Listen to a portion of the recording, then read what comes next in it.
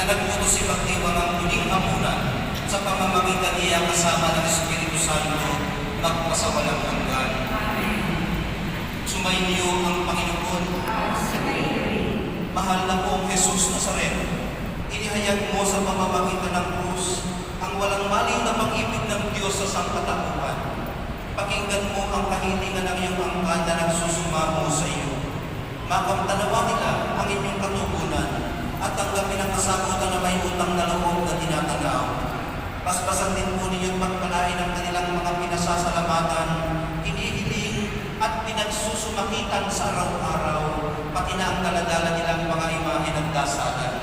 Matagpuan din po nawa nila ang kanilang mga hinahanap.